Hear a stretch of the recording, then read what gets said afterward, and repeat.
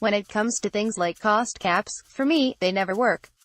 This is because it is impossible to police what each team is spending. Instead, it is vital to come up with clever, creative solutions that allow technical development alongside marginal pace gains. And this only applies for all professional motorsport, which needs OEMs to develop commercial technologies, so not Formula 2, Formula 3 or categories such as TCR, but Formula 1, LMP1, Formula and WRC, WRX. For a professional motorsport championship to work, three pillars must be balanced: overall cost, entertainment and technical development. If any of those pillars takes priority over the rest, the championship will fail in the long run. You must keep a good balance between cost control, technical development and entertainment. Entertainment is the show, how you create an environment where the races are interesting, close and have overtakes that are exciting for the public to watch.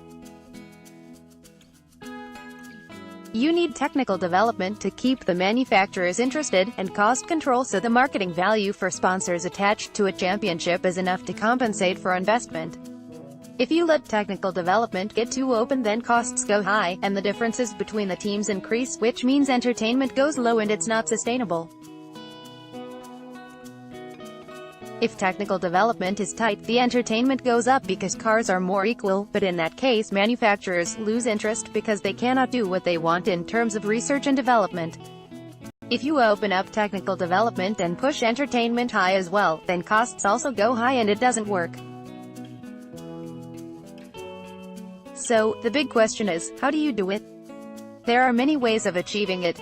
One is to use sporting rules to overcome the technical gains.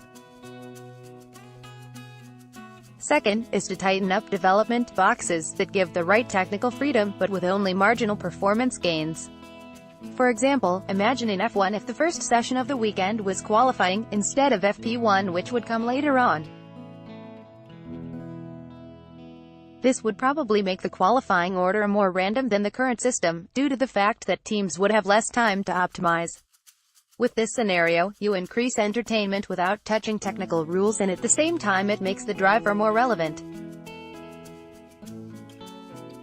Another example would be in Formula E. If you said the battery technology is open and free, team budgets would explode into hundreds of millions and the difference between the cars would increase massively. Nobody wants that. But instead, if you say batteries are free but they must fit the same dimensions, have the same mass, energy and power output as current ones, the gains if somebody tried to develop their own would probably be marginal and the costs would stay in control. The clear bad example is free aerodynamic development. We should never open aerodynamics rules in Formula E. It is totally commercially irrelevant, and the more a team spends, normally the more they gain performance. But for what purpose? None really, apart from some engineering egos.